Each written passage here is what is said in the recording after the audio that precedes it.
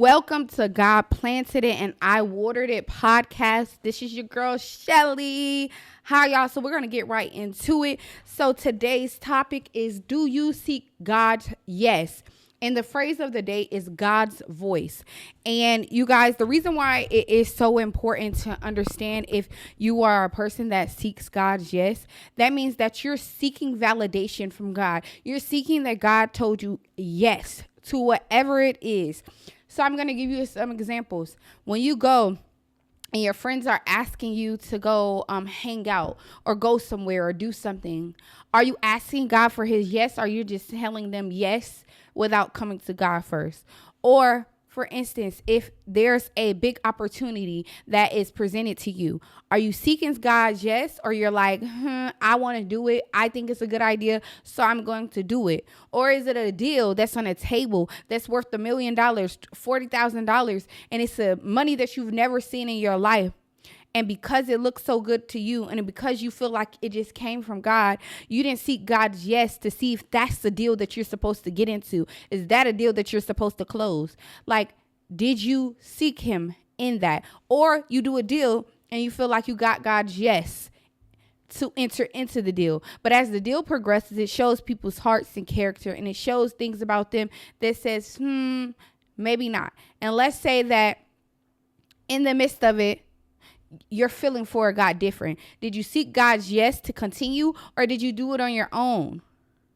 And same within relationships. Are you seeking God's yes to go ahead and enter that relationship to see if this man or this woman is for you, or are you doing it on your own terms?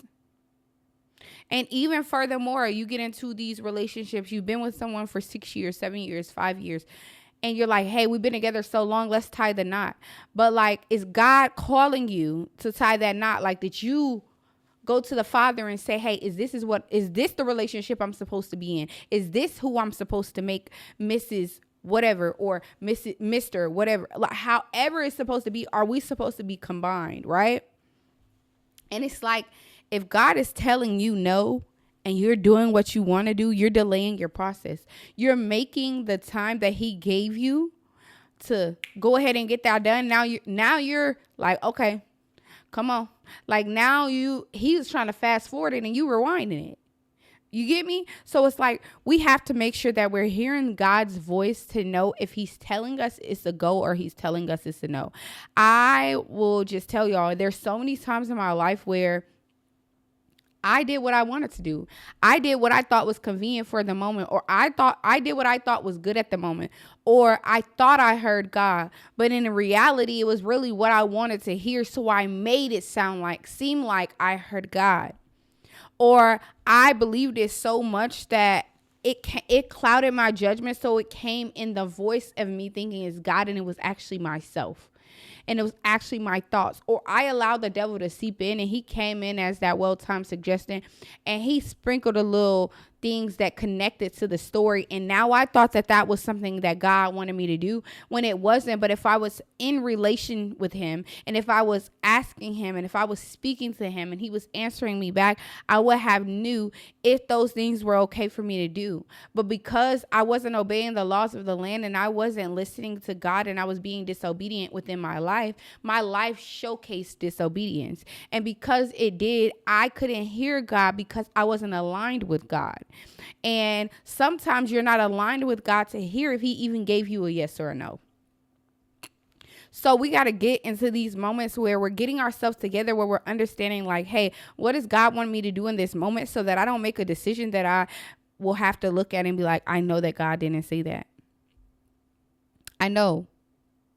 And I don't think anything happens by coincidence or mistake, especially not like a lot of things that aren't a mistake. They're just something that you did that you weren't supposed to, right? So it's like, I don't think anything happens by coincidence, because I think that they happen exactly how they're supposed to happen. Because even when you do something wrong, it shows you your character. Even when you do something wrong, it shows you, that wasn't right, or it humbles you, or it makes you digress. However, it still works in your favor if you allow it to later on down the line. But it's like, or in that moment in realization, God can turn it all around. But we have to understand that we have to seek a relationship with God. We have to seek, the kingdom of Christ. If we're not seeking him, how are we finding what we need? And how can we multiply the fruits of the labor? Like, how can we multiply anything if we can't even hear God?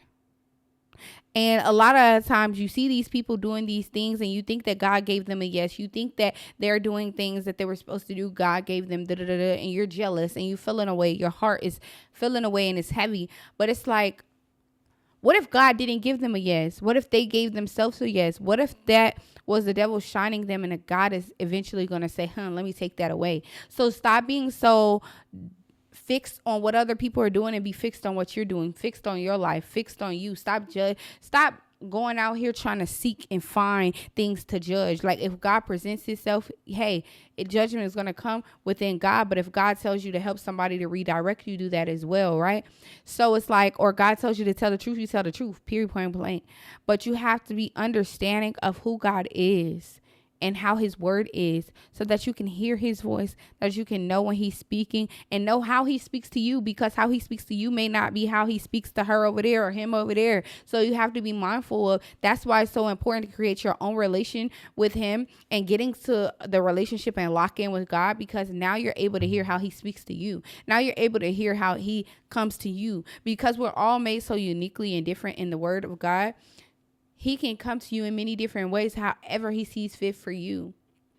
Right? So you have to seek his yes in everything you do. If God is not saying yes, that means you stay put. That means you don't move. That means you be still. That means you keep quiet. That means you shut your mouth. Right? God didn't say do it, so don't do it. Stop doing what you want to do and then validating how it makes sense when it never made sense to begin with. So you guys, every episode I do a verse of the day. So we're going to pick, and usually I don't know which one, but some I have dibbled in and read them. So we'll see. But this one says, but you, Lord, are a shield around me, my glory, the one who lifts my head high. Psalms 3:3. So God is your shield around you, you guys. Like, he gives the glory and he lifts that head up high. Okay, he lifts your head up high. When your head is down, when your crown is tilted, he put it back in order. But you have to seek him, you guys. You have to know that you have to come into him, because if you not, he not shielding you. He gonna let some things happen to you, baby. Let me tell you something. If you have not gave your life to Christ, he is not shielding you. I don't know who say that he not shielding you if you ain't gave your life to him. The devil is with you, okay?